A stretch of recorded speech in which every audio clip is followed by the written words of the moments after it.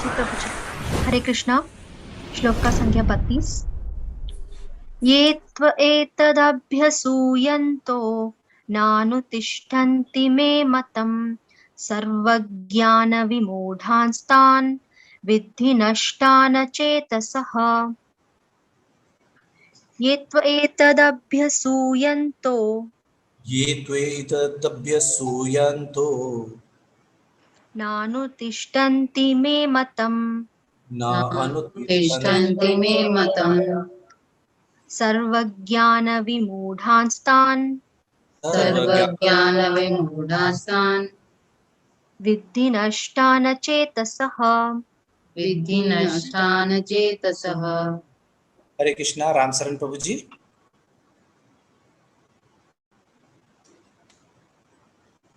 विकास प्रभु आप कुछ बोलना चाह रहे हैं? एक मिनट राम शरण। विकास प्रभु आप कुछ बोलना चाह रहे हैं क्या? नहीं प्रभु जी। हरे कृष्ण। राम शरण प्रभु जी श्लोक का रिपीट करवाइएगा। ये तु एतत् अभ्यसूयन्त ये तु एतत् अभ्युष्यन्त अनुतिष्ठन्ति मे मतम् न अनुतिष्ठन्ति मे मतम् सर्वज्ञानविमूढान्तान् सर्वज्ञानविमूढास्तान् चेतसः। विद्धि नष्टान चेतसः। हरे कृष्णा। राम कुमार प्रभु जी आप पढ़िएगा। राम कुमार प्रभु। जमुना देवी माता जी। नष्टान चेतसः। हरे कृष्णा। राम कुमार प्रभु जी आवाज आ रही क्या? आप पढ़ेंगे श्लोक रिपीट करवाइएगा। जी जी कराइएगा।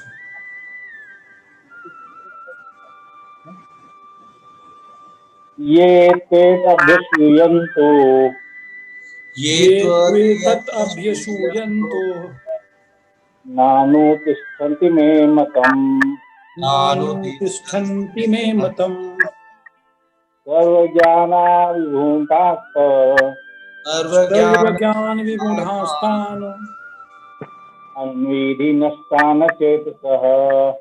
विद्धि नष्टान चेतसः। चेतसः। रंजना वर्धन माता जी आप पढ़िएगा।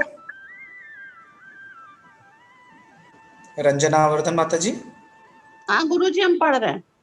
हाँ। ये त्वेदभ्यसूयन्तो ये तु एतदभ्युष्यन्तो ये तु एतत् अभ्यसूयन्तः नानुतिष्ठन्ति मे मतम् नानुतिष्ठन्ति मे मतम् सर्वज्ञान विमूढास्तान् सर्वज्ञानविमूढास्तान् विद्धि नष्टान चेतसः। विद्धि नष्टान चेतसः।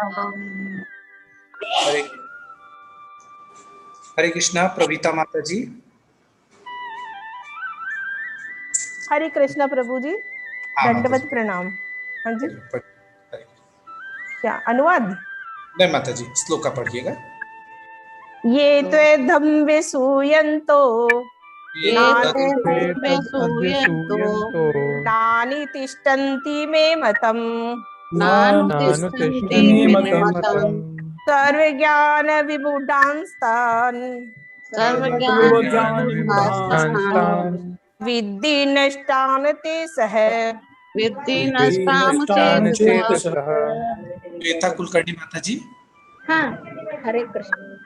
अनुवाद पढ़ पाएंगे आप हिंदी में? हाँ 1 मिनट स्क्रीन। हाँ स्क्रीन पे आया। हाँ पढ़ते। हाँ। किंतु जो ईर्ष्यावर्ष इन उपदेशों की उपदेशों की अपेक्षा करते हैं और इनका पालन नहीं करते उन्हें समस्त ज्ञान से रहित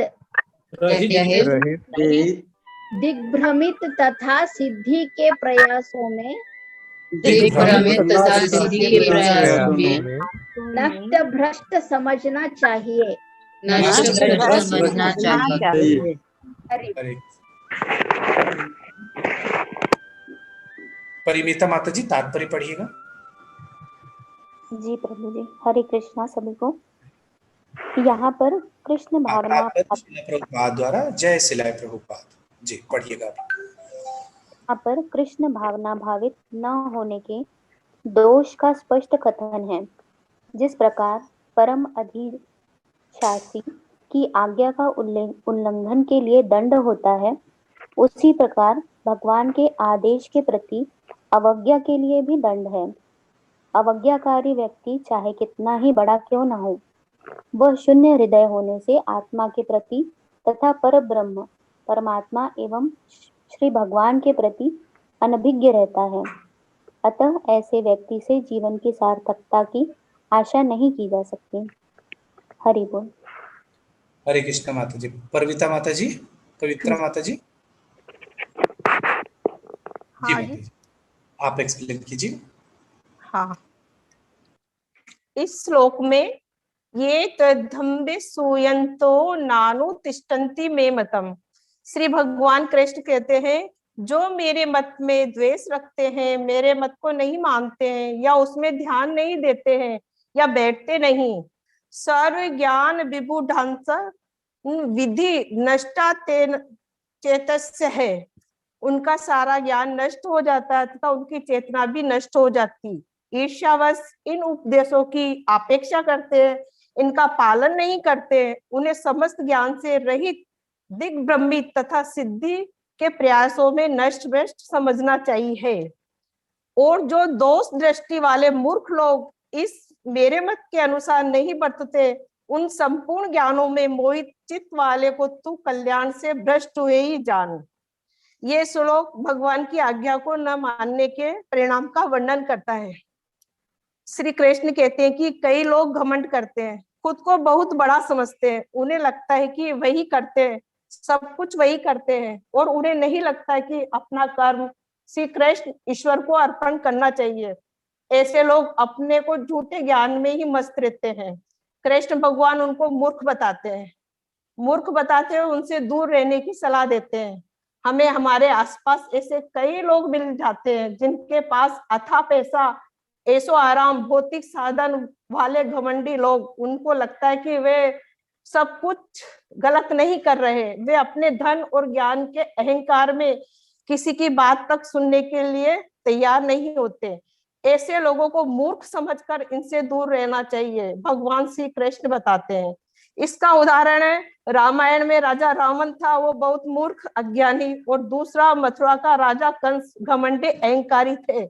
ऐसे मूर्ख घमंडी लोग दिखावा तो ऐसा करते हैं कि वे बहुत दान करते हैं, भंडारा करेंगे, लंगर लगाते हैं, सिर्फ अपना नाम, अपनी वाई सुनने के लिए। उनको कोई मतलब नहीं कर्म क्या है, धर्म क्या है, कृष्ण भक्ति क्या है। उनको उनकी आंखों में अहंकार और घमंड की पट्टी चढ़ी रहती है। ऐसे वो कमाते हैं, वैसे ही वो गवाते हैं। ऐसे लोग कृष्ण भावना भावित नहीं होते, वे उनके पास धैर्य नहीं होता, वे धैर्य रहित होते, उनके पास ज्ञान नहीं होता, वो ज्ञान रहित होते हैं। तात्पर्य में बताया कि परम अधिशासी की आज्ञा का उल्लंघन जैसे ही कोई करता है उसे दंड मिलता है। जैसे कि सरकार का कोई भी रूल, सरकार जो भी रूल बनाती है, अगर हमने उनका रूल को फॉलो नहीं किया तो हमें भी दंड मिलता है। जैसे कि ट्रैफिक रूल, एक भी ट्रैफिक रूल अगर तोड़ा जाता है तो उसे हमें दंड मिलता है।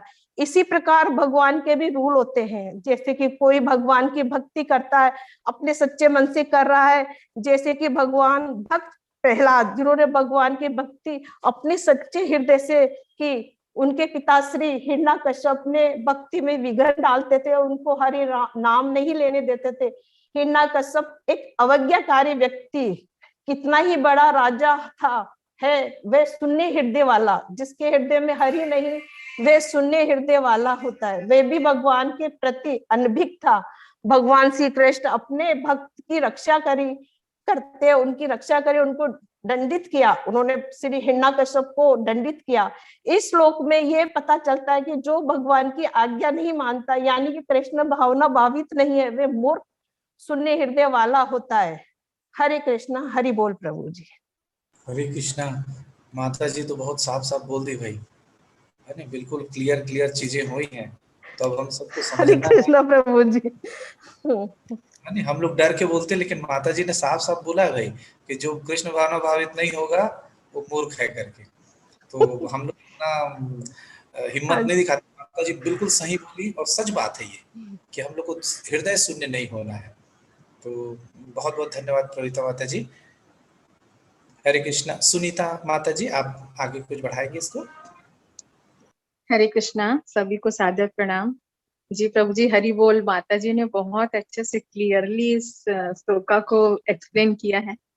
तो मैं कुछ चीजों को यहाँ पे रखना चाहूंगी कि जो ईर्ष्या, मतलब जैसे इसमें बताया गया है श्लोक में कि जो ईर्ष्या बस इन उपदेशों की उपेक्षा करते हैं और इनका पालन नहीं करते, उन्हें समस्त ज्ञान से रहित, दिग्भ्रमित तथा सिद्धि के प्रयासों में नष्ट भ्रष्ट समझना चाहिए।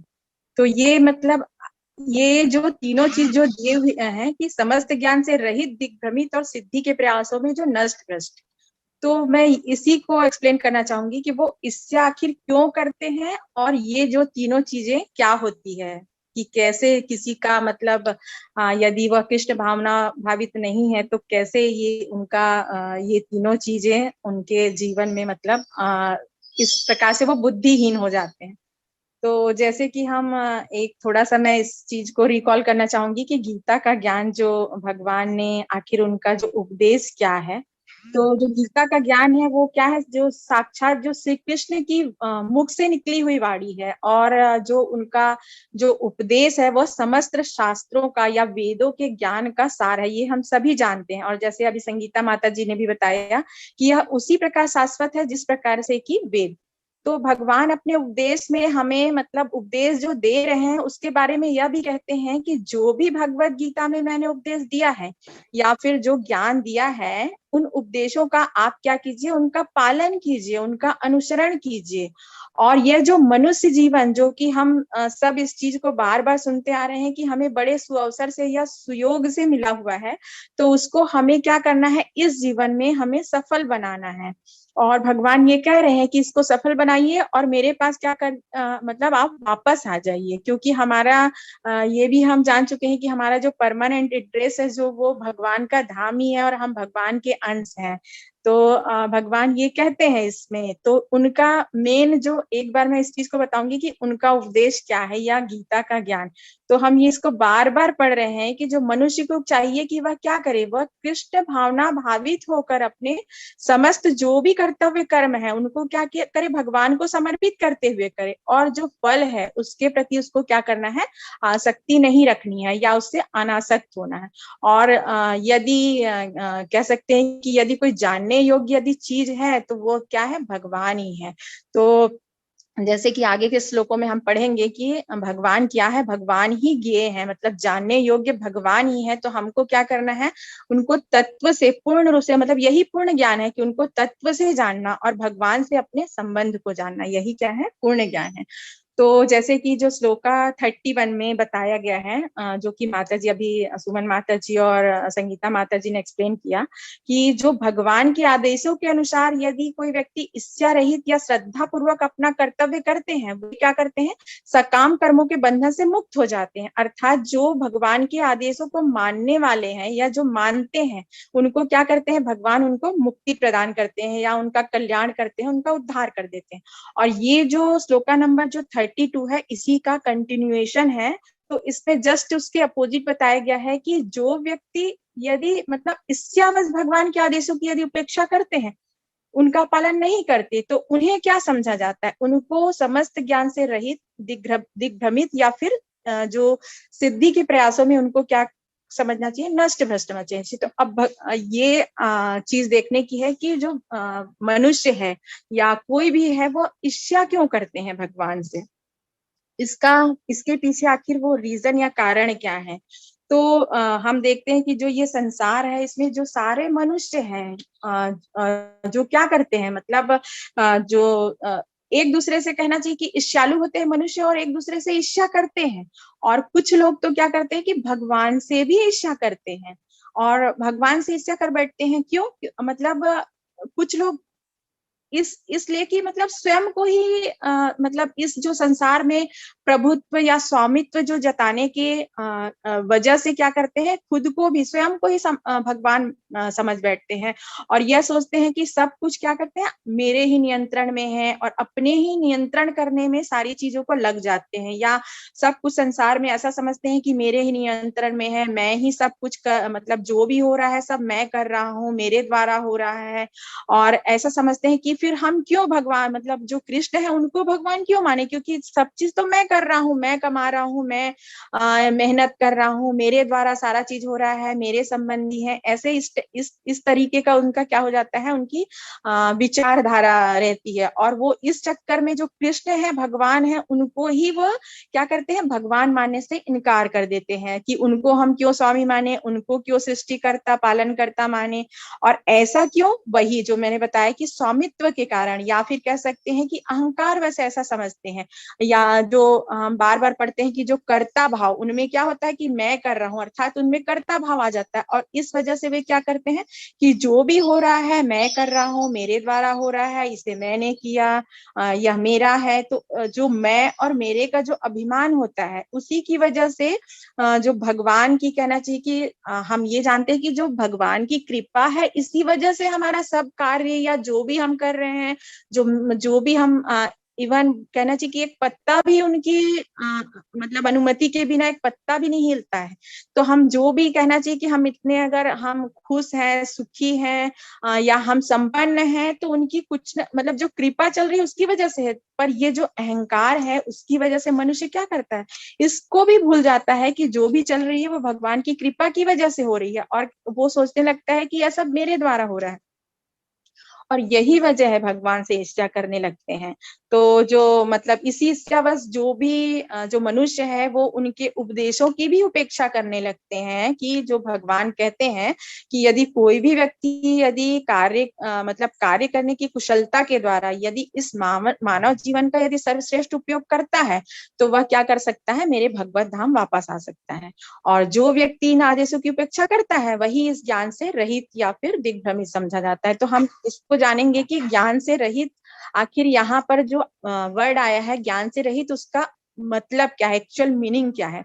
तो हम ये देखते हैं कि जो यहाँ पर ज्ञान शब्द आया है वह क्या है, आध्यात्मिक ज्ञान के बारे में बताया गया है, ना कि भौतिक ज्ञान के बारे में। मतलब यदि कोई व्यक्ति हो सकता है कि वह बहुत ही पढ़ा लिखा हो या उसके पास बहुत उसने डिग्रियां प्राप्त कर ली हो, वो बहुत अमीर हो या कितनी भी मतलब उसने चाहे हो सकता है कि उसने कोई डिस्कवरी की हो, कोई इन्वेंशन किया हो, फिर भी वह क्या हो, भौतिक रूप से वह कितना भी कहना चाहिए उसके पास ज्ञान हो, लेकिन यदि वह आध्यात्मिक ज्ञान से कहना चाहिए आध्यात्मिक ज्ञान से पूर्ण नहीं है या तो ऐसे व्यक्ति को क्या कहा गया है, जो ज्ञान से रहित, या जैसे माता जी अभी बता रही थी कि मूर्ख कह सकते हैं कि बुद्धिहीन, उसको ऐसे व्यक्ति को कह सकते हैं जो यदि मतलब भौतिक ज्ञान के साथ साथ यदि आध्यात्मिक उन्नति करता है तब तो ठीक है, लेकिन सिर्फ भौतिक ज्ञान प्राप्त है लेकिन आध्यात्मिक ज्ञान में यदि वह शून्य है तो ऐसे व्यक्ति को क्या कहा जाएगा, ज्ञान से रहित माना जाएगा।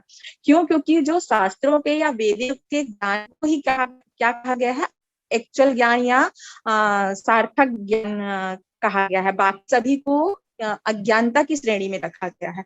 और इसमें जो दूसरा बताया गया है दिग्भ्रमित, तो दिग्भ्रमित किसको कहेंगे, जो कि दिशा विहीन हो या फिर जिसको दिशा का ज्ञान नहीं है या फिर जिसमें कह सकते हैं कि सही निर्णय लेने की जिसमें क्षमता ना हो, ऐसे को क्या कहा जाता है, दिग्भ्रमित। तो जो बुद्धिमान व्यक्ति मतलब ये जो शास्त्रों के अनुसार बुद्धिमान व्यक्ति उसी को कहा गया है जो कि भौतिक ज्ञान के साथ साथ यदि आध्यात्मिक ज्ञान में भी उन्नत हो तो उसी को यहाँ पर बुद्धिमान कहा गया है। और जो वह जो शास्त्रों का या वेदों का क्या करता हो, पालन करता हो, अपने अपने जीवन के जो चरम लक्ष्य को जानता हो।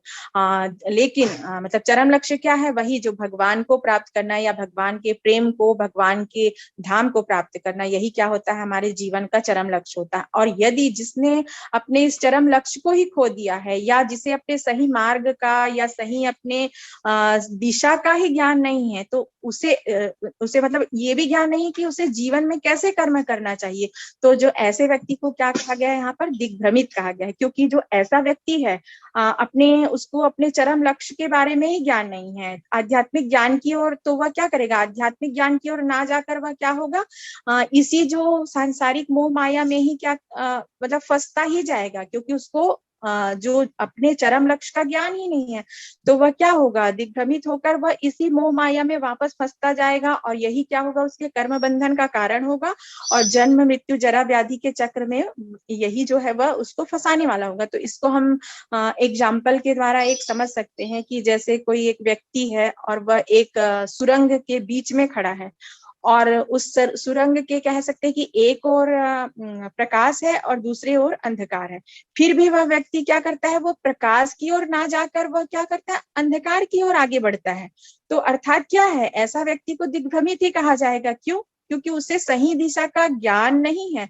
मतलब वह प्रकाश को देखकर भी वह उस ओर नहीं जाकर वह गलत दिशा में जा रहा है, जबकि उसके सामने प्रकाश वाला मार्ग है, और चाहे तो वह उस मार्ग से, उस सुरंग से बाहर आ सकता है, लेकिन इसके बावजूद भी वह क्या करता है? उस अंधकार की ओर आगे बढ़ता है, और वह उसमें फंसता जाता है। ठीक उसी तरह जो मनुष्य भी है, वह क्या करता है? वह यह जानता भी है, मतलब कि जो वेद है, जो शास्त्र है, उसके अनुसार यदि वह अपने कर्तव्य को करता है, अपने कर्तव्य कर्म को करता है, तो ये जो जन्म मृत्यु जरा व्याधि जो चक्र है, उससे वह क्या कर सकता है? बाहर आ सकता है। लेकिन वह लेकिन वह क्या करता है? इस जो सांसारिक मोह माया रूपी जो अंधकार है, उसके बावजूद भी उसमें क्या करता है? वह फंसता चला जाता है, और अपने लक्ष्य से क्या हो जाता है? हटकर इसी चक्र में वह बंधता जाता है। जैसे माता जी ने भी अभी बहुत अच्छा सा रावण और कंस का भी उदाहरण दिया था कि ये दोनों क्या करते थे? भगवान के प्रति ईर्ष्या रखते थे। हिरण्यकश्यप थे, वो हृदय मतलब कहना चाहिए कि उनका जो शून्य हृदय थे, वो मतलब भगवान के प्रति ये सब ईर्ष्या का भाव रखते थे। और जो रावण थे, वो तो कहना चाहिए कि वे शास्त्रों के भी ज्ञाता होते हुए भी सिर्फ और सिर्फ अभिमान और अहंकार के कारण ही वो क्या थे? भगवान से वो ईर्ष्या करते थे, उनको मानने से वो इनकार करते थे। और जो ये तीसरा इसमें पॉइंट है कि जो सिद्धि के प्रयासों में नष्ट भ्रष्ट समझना चाहिए, अर्थात ऐसे जो व्यक्ति होते हैं उनको कृष्ण भावना रहित, इसका अर्थ यही है कि उनको कृष्ण भावना रहित समझना चाहिए ऐसे व्यक्ति को। तो इसका मतलब यहाँ पर क्या है? जैसे कि मनुष्य के जीवन में हम देखते हैं कि बहुत सारी सिद्धियां हैं, लेकिन जो सिद्धियों में हम कह सकते हैं कि जो परम सिद्धि यदि किसी मनुष्य को मतलब प्राप्त करना चाहिए या उसके लिए प्रयासरत रहना चाहिए, तो वह क्या है? केवल और केवल भगवान का प्रेम प्राप्त करना। यही सबसे बड़ी मनुष्य के जीवन की कह सकते हैं कि सिद्धि है या चरम लक्ष्य है। और उनके प्रेम का रसास्वादन करना, या जो भी व्यक्ति है भगवान को प्रेम प्राप्त करने के लिए यदि इस प्रकार से प्रयास नहीं करता है, केवल और केवल वह अपने इस मानव जीवन को यदि भय, निद्रा, आहार एवं मैथुन में ही यदि लगाए रखता है या इस प्रकार का जीवन व्यतीत करता है, तो भगवान की भक्ति ऐसे मतलब उस व्यक्ति को ऐसा कह सकते हैं कि उसे सिद्धि के प्रयासों में ऐसे व्यक्ति को नष्ट भ्रष्ट समझा जाता है, क्योंकि वह कृष्ण भावना रहित है और शून्य हृदय कह सकते हैं ऐसे व्यक्ति को। तो हमें मतलब इसमें जो तात्पर्य में यह भी बताया गया कि यदि मतलब हमें क्या करना चाहिए? ऐसे जो भी है इस प्रकार के व्यक्तियों की संगति कभी नहीं करने चाहिए, भले ही वो व्यक्ति चाहे कितना भी बड़ा ज्ञानी क्यों ना हो, भौतिक रूप से उन्नत हो, कितना भी अमीर क्यों ना हो, क्योंकि यदि वह कृष्ण भावना कहना चाहिए कृष्ण भावनामृत रहित है, उसमें मतलब वो कृष्ण भावना भावित नहीं है, तो क्या करना चाहिए? ऐसे जो संगत का असर होता है, तो यह सब हम अच्छी तरह से जानते हैं कि जो भी इस प्रकार के व्यक्ति की यदि संगति करते हैं, तो हम क्या हो सकते हैं? अपने लक्ष्य से भटक सकते हैं। तो इसलिए हमें हमेशा जैसे प्रभु जी भी बताते हैं कि हमेशा क्या करना चाहिए, वैष्णव संगत करना चाहिए, प्रामाणिक जो गुरु हैं उनका, वेदों का, शास्त्रों का क्या करना चाहिए, उनके आदेशों का पालन करना चाहिए और अपने जो भी चरम लक्ष्य है उनको उसको प्राप्त करने का प्रयास करना चाहिए। और यदि इस कहना चाहिए कि यदि कोई सबसे बड़ी यश या प्रसिद्धि है इस संसार में, तो वह क्या है, भगवान के भक्त होने का है, ना कि इस जगत में। वैसे तो प्रसिद्धि या सफलता के बहुत सारे मायने हैं जो कि अलग अलग हैं। हो सकता है कि कोई बहुत बड़ा बिजनेसमैन हो, सेलिब्रिटी हो, कोई स्पोर्ट्समैन हो, लेकिन ये सब क्या है, मृत्यु के साथ ही ये सारे जो भी हमारे इस प्रकार के जो भी प्रसिद्धि है वो समाप्त हो जाएंगे। लेकिन केवल और केवल जो भक्ति है वही क्या होगा, हमें हमारे चरम लक्ष्य को इसी के द्वारा ही हम प्राप्त कर सकते हैं और यही हमारे क्या होगा, हमारे साथ जाता है, मतलब अंत तक यही हमारे साथ रहता है। और जो शास्त्र है, शास्त्रों के अनुसार जो ऐसे व्यक्ति को ही क्या कहा गया है, अपने जीवन में सफल बताया गया है, जो कि इस प्रकार से भगवान की भक्ति करता है या आध्यात्मिक रूप से जो उन्नत है। तो मतलब इसके साथ एक बात और है समझने वाले कि यदि मनुष्य यदि सिर्फ शास्त्रों के जो आदेश है उसका पालन करते हुए यदि अपना कर्तव्य कर्म करता है, तो भगवान ऐसे मनुष्य को क्या करते हैं, जैसे मैं पहले भी बता चुकी कि भगवान ऐसे जो मनुष्य है उसको क्या करते हैं, मुक्ति प्रदान करते हैं, उनका उद्धार करते हैं। लेकिन यदि कोई भगवान को भगवान मानकर, यदि जैसे माता जी भी, संगीता माता जी भी बता रही थी कि यदि श्रद्धा और कहना चाहिए विश्वास के साथ, है ना, भाव के साथ यदि अपने कर्तव्य कर्म करता है, तो फिर भगवान उसे अपना क्या करते हैं, सर्वस्व प्रदान करते हैं, या फिर अपना जो कृपा प्रेम कहना चाहिए, जो प्रेम प्रदान करते हैं उनको, और उनके साथ प्रेम का आदान प्रदान करते हैं। अर्थात हमें अपने जो भी कर्तव्य कर्म है उनको करने चाहिए, लेकिन सभी को क्या करना चाहिए, श्रद्धा पूर्वक भाव के साथ करना चाहिए, क्योंकि भगवान क्या है, भावग्राही हैं। तो यदि हम इस प्रकार से करते हैं तो भगवान का हमें प्रेम अवश्य प्राप्त होगा। और इसके लिए एक छोटा सा एग्जाम्पल भी देना चाहूंगी कि जैसे कि हम एक मालिक और उसके सेवक, प्रभु जी हमेशा इस चीज को, इस एग्जाम्पल को बताते हैं कि जैसे कि एक मालिक है हम सेवक, और एक माँ और उसका बच्चा। तो जैसे मालिक जो सेवक है वो अपना कर्तव्य, जो भी मालिक की जो आज्ञा होती है या जो भी होता है उसको वह एज इट इज इसलिए करता है क्योंकि वह क्या करता है, उसके लिए उसको सैलरी प्राप्त होती है, या मालिक है वो उसे वो किसी प्रेम से या किसी बहुत उससे अटैचमेंट की वजह से वह उस कार्य को या उसकी आज्ञा का पालन नहीं करता, उसको सैलरी प्राप्त हो रही इसलिए करता है।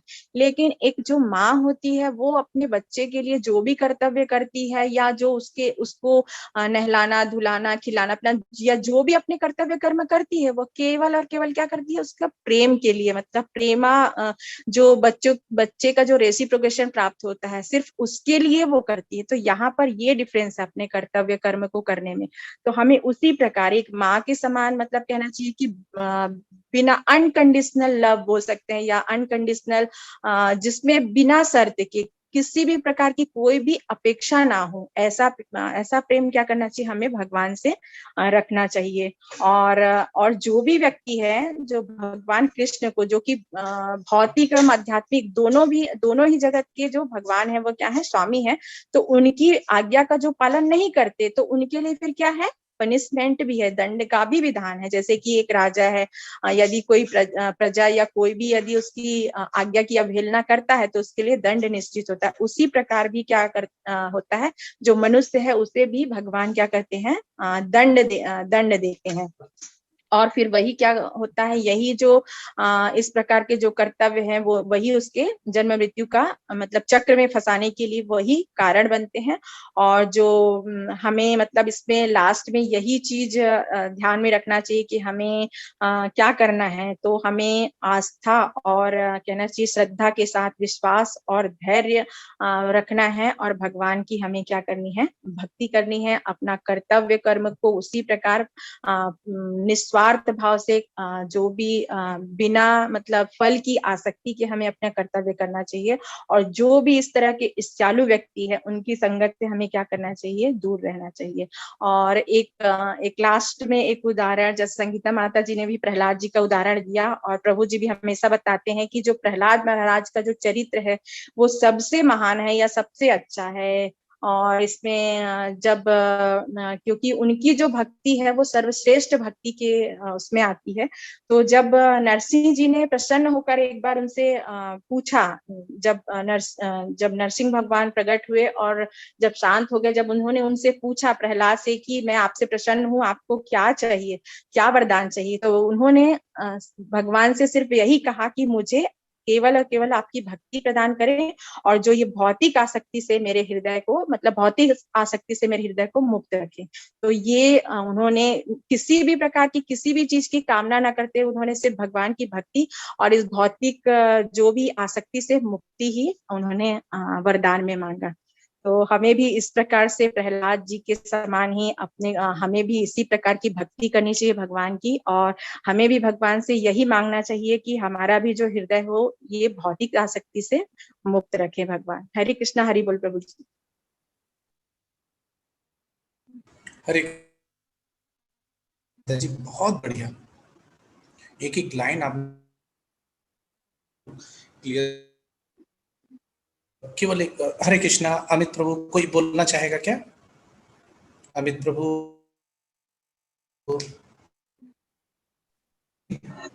हरे कृष्णा प्रभु, आप बोलिए प्रभु। हरे कृष्णा। इसमें ना बहुत सुंदर बात। क्या बात? देखिए, एक बहुत इंपॉर्टेंट बात निकल के आई, आपने पूरा चालू कर दिया। लेकिन बात क्या है, जीवन का उद्देश्य क्या है? मानव जीवन का उद्देश्य क्या है? मानव जीवन का उद्देश्य क्या है? भगवत प्रेम प्राप्त करना, भगवत धाम को प्राप्त करना। लेकिन हम क्या करने लगे? भौतिक सुख की खोज में लगे रहे। भौतिक सुख की खोज में नई नई चीजों को आविष्कार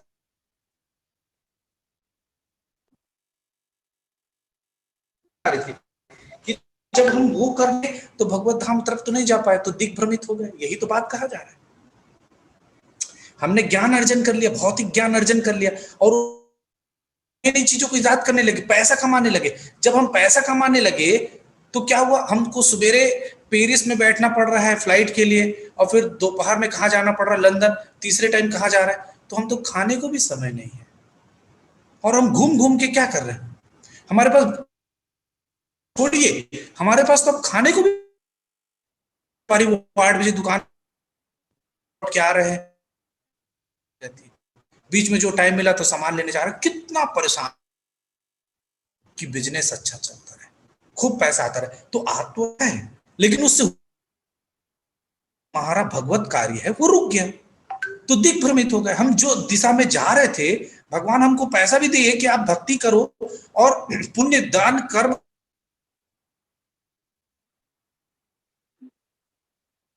जैसे ही थोड़ा वैराग्य, जैसे थोड़ा ऐश्वर्य, जैसे थोड़ा थोड़ा कुछ मिला, हम क्या हो दूसरे डायरेक्शन में चले गए और उसको और पाने का प्रयास करने लगे।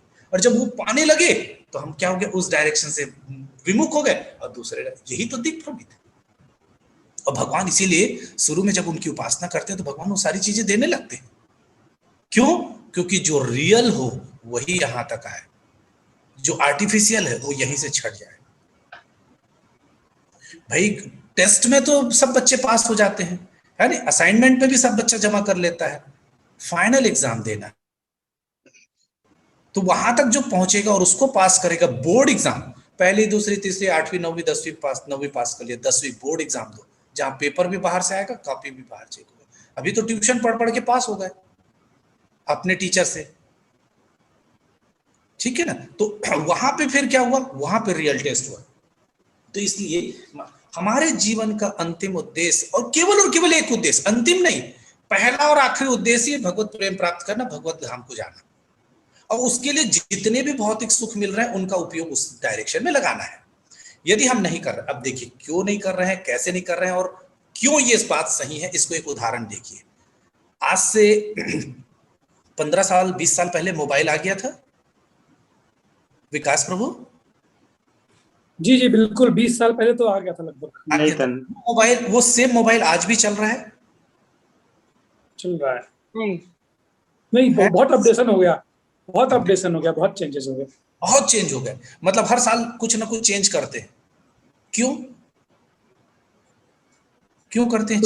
कुछ नए फीचर्स ऐड करने के लिए, ताकि उसकी उपयोगिता बनी रहे, आप और उसका ज्यादा अच्छे से इस्तेमाल कर पाए। मतलब आदमी जो भी बनाया है उसमें अपडेशन जरूर किया है, आप यही बोलना चाह रहे हैं। लेकिन 5000 साल पहले जो आदमी था उसके 2 कान थे, कोई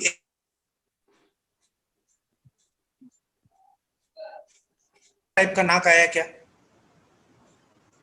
ईश्वर की कृति तो एक ही है। ऐसा हुआ कि अब 5000 साल, 500 साल, 1 लाख वर्ष हो गया, नहीं आएंगे? ऐसा कुछ हुआ क्या चेंजेस? आपने ध्यान दिया, जो शास्त्र ने बोला, जो भगवान ने बनाया, उसमें कोई अपडेशन नहीं है। वो एक बार जो बनाया परफेक्ट बनाया। क्यों परफेक्ट बनाया? क्योंकि परफेक्ट ने बनाया उसको। हम इम्परफेक्ट हैं, ये इसी बात का द्योतक है कि हमको हर बार चेंज करना पड़ता है। हम सड़क बनाते हैं, पहले सिग्नल लगाते हैं, फिर सिग्नल को तोड़ के राउंड अबाउट बनाते, फिर राउंड अबाउट को तोड़ के सिग्नल बनाते, फिर उसको तोड़ के फ्लाईओवर बनाते, फिर फ्लाईओवर के ऊपर फ्लाईओवर बनाते, फिर उसमें भी जाम होता है तो अंडरब्रिज बनाते, मतलब उसको सत्यानाश कर देते हैं। लेकिन भगवान ने जो बनाया, देखिए प्रकृति में पेड़ जैसा होता है वैसी होता है। उस पेड़ का फल होगा, जिसका फल होगा उसका बीज होगा, जिसका बीज होगा उससे फल निकलेगा, जिसके बीज नहीं होते उसके ब्रांच से पौधे नहीं। हर चीज डिफाइंड है। आपने देखा कभी कुत्ता शेर को खाते हुए? हर चीज कितना सिस्टमेटिक बना है कि चींटी ये खाएगी, वो डिफाइंड है और वही खाते हैं। चींटी को कौन खाएगा? तो उसके ऊपर वाला, उसके ऊपर वाले कौन खाएगा? वो खाएगा। आपने देखा शेर 500 पैदा होते हैं और कुत्ता 1 पैदा होता है? नहीं, कुत्ता 500 पैदा होता है। क्यों? क्योंकि कुत्ते को खाने के लिए शेर बना है, तो कुत्ते ज्यादा होंगे, शेर कम होंगे। क्योंकि शेर ज्यादा पैदा कर देंगे तो सब खत्म हो जाएगा, इसलिए शेर को कम पैदा। भगवान का रचना देख रहे हैं आप, कितना अद्भुत। एक एक चीज, प्रकृति के किसी भी चीज को लेके लिए कोई डिफेक्ट नहीं निकाल सकते आप, कोई भी। 15 ग्राम की चिड़िया 5000 किलोमीटर ट्रेवल कर लेती है बिना गूगल मैप के, और किस दिन वहां से उड़ना है और किस दिन पहुंचेगी, कितने दिन वहां रहना और कितने दिन वापस जाना है, ये भी उसका डिफाइंड है। और हम गूगल मैप में भी गोल गोल घूमते रहते, पहुंचते नहीं अपनी जगह। आप समझ रहे हैं मैं ये बात क्यों बोल रहा हूं? क्योंकि हम विज्ञान पे विश्वास करने लगे, वेद पे नहीं, इसलिए हम दिग्भ्रमित हो गए। बस इतनी सी बात बताने के लिए मुझे इतने सारे उदाहरण आपके बीच में रखने पड़े। तो इसलिए हमको अपडेशन की जरूरत पड़ती है, क्योंकि हम लोग इम्परफेक्ट लोग बनाते हैं किसी चीज को। लेकिन जो जो भगवान ने बनाया है, आज तक खून का रंग नहीं बदला। देखिए इतने साल हो गए, किसी का दांत बाहर नहीं निकलता, सबके दांत अंदर ही है। और वो दांत कितने होंगे, कैसे होंगे, क्या साइज का होगा, और हर आदमी का जबड़ा अलग है और उसके हिसाब से दांत अलग है। और देखिएगा दोनों दांत इक्वल नहीं होते, जिससे चापते बन जाए, इसलिए भगवान ने उसको इतना सुंदर बनाया है। अंदर पेट में पचाने के लिए मशीन नहीं लगाया है, लार्वा निकलता है, स्लाइवा निकलता है और उससे पचता है।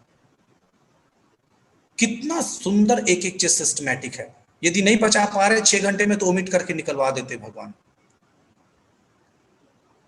कितना सुंदर भगवान ने बनाया है। और साइंस यही चीज को यहाँ पे इस श्लोक के माध्यम से बता रहे हैं कि हम वेद और शास्त्रों के माध्यम से, एक छोटी सी कहानी मैं बता रहा हूँ, एक छोटा सा उदाहरण आपके बीच में रख रहा हूँ।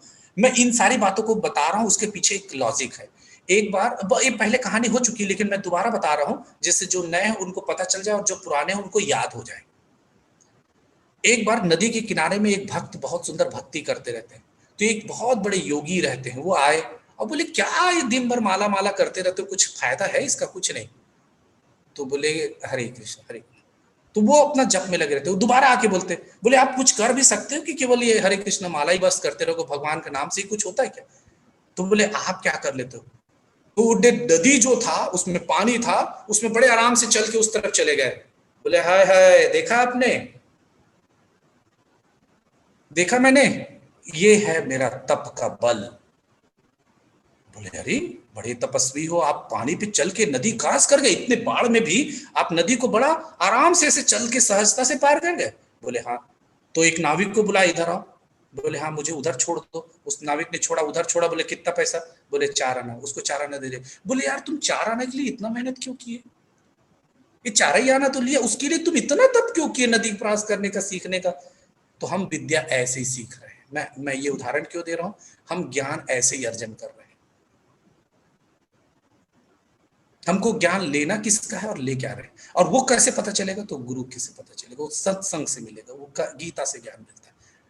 और उसके अलावा बाकी जो ज्ञान है वो अज्ञान है। आगे हम पढ़ेंगे। अमित प्रभु अपने पिछले वाले लेक्चर में बहुत सुंदर बताए थे। तो ज्ञान क्या है, ये इस कहानी के माध्यम से मैं आपके बीच में बता रहा था, है ना? तो आज टाइम हो गया तो हम लोग इसको यही विराम देते हैं। यज्ञ ब्राह्मणों की एक बहुत सुंदर कहानी है, यज्ञ पत्नियों की, कि कैसे भगवान को प्रसन्न करना चाहिए। तो मैं 2 मिनट में आप लोग सुनना पसंद करेंगे, या टाइम हो गया तो हम लोग कल कभी और कर लेंगे, जैसा आप लोग की इच्छा हो। नहीं तो बोलिए सुनना चाहेंगे, सुनना चाहेंगे। बहुत पत्नियां, मैं क्यों कहता हूँ मालूम? स्त्रियां धन्य है। देखिए कभी मजबूर वो मत कीजिए।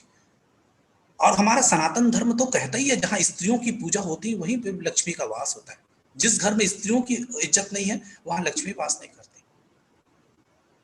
तो यहाँ पे देखिएगा, जैसे कि नाग कन्या, नाग पत्नियां, वैसे यज्ञ पत्नियां जो हैं, एक बार क्या होता है, जो गायों को चराते हुए भगवान श्री कृष्ण और बलराम जी को भूख लगने लगी, तो उन्होंने अपने सखाओं से कहा कि ब्राह्मण लोग कुछ यज्ञ कर रहे हैं, वहां पे जाओ और उनसे कुछ भोजन मांग लाओ। कौन बोल रहे हैं? भगवान स्वयं कृष्ण और बलराम ये बोल रहे हैं अपने सखाओं से।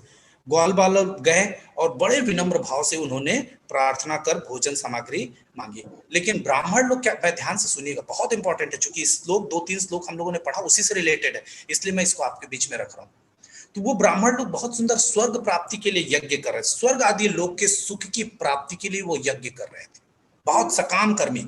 और वो इतना उस यज्ञ में खो चुके थे, उन्होंने इस बात का गौर नहीं किया, बिल्कुल ध्यान नहीं दिया कि अन्न स्वयं भगवान श्री कृष्ण मांग रहे हैं, इस बात का बिल्कुल ध्यान नहीं दिया। और ग्वाल बाल खाली हाथ आ गए और उन्होंने बताया प्रभु को कि ऐसा ऐसा हुआ करके। तब भगवान ने उनको बोला कि जाके उनकी पत्नियों से मांगिए। किनकी? जो यज्ञ कर रहे हैं ब्राह्मण, उनकी पत्नियों से, इसलिए उनको कहा जाता है यज्ञ पत्नी। तो बोले उनके पास चले जाओ।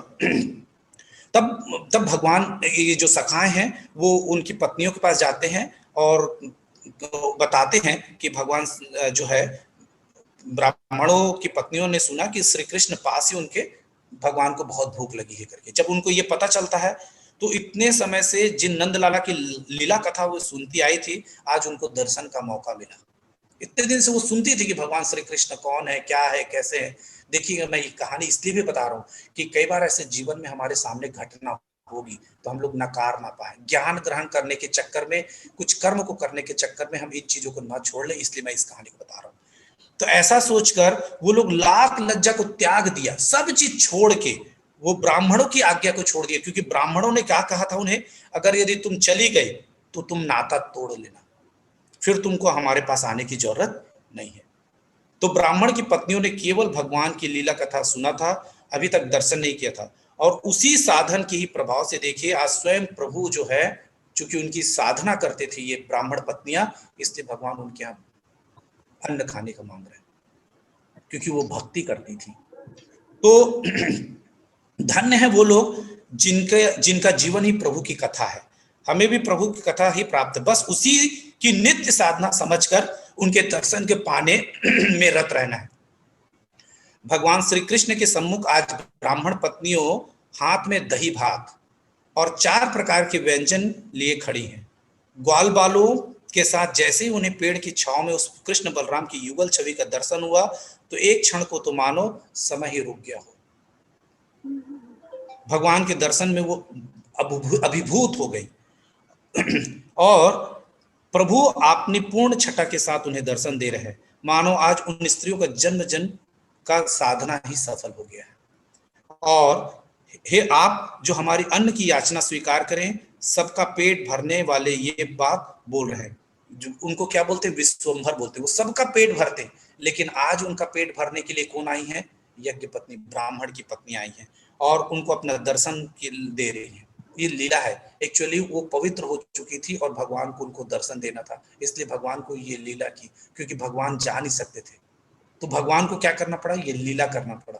और फिर वो ब्राह्मण पत्नियां आती हैं और उनको बहुत सुंदर खिलाती हैं, बहुत सुंदर प्रसाद खिलाती हैं। और फिर उसके बाद आपका दर्शन कर चुकी, अब भगवान बोल रहे हैं कि आपने दर्शन कर लिया, अब आप लोग चले जाइए। आपके पति देव जो हैं वो आपके बिना यज्ञ पूरा नहीं कर पाएंगे, आप चले जाइए। यज्ञ पत्नियां क्या बोलती हैं, ध्यान से सुनेगा, बहुत इंपॉर्टेंट। यज्ञ पत्नियां बोलती हैं कि प्रभु हम उनसे लड़कर ही तो सब बंधनों को त्याग कर आपके पास आई हैं, और एक बार जो आपके पास आ जाता है उसे फिर संसार दोबारा स्वीकार नहीं करता, या उसे दोबारा संसार में जाने की जरूरत नहीं पड़ती, उसे दोबारा इस संसार में जाने की जरूरत नहीं पड़ती। 15वें अध्याय में हम लोग श्लोक पढ़ते ना, तद भासते न सूर्यो न शशांको यद गत्वा न निवर्तन्ते तद धाम परम मम, है नी? तो ये बताते हैं दोबारा नहीं जाना पड़ता। तो प्रभु हमें आज्ञा मत दीजिए।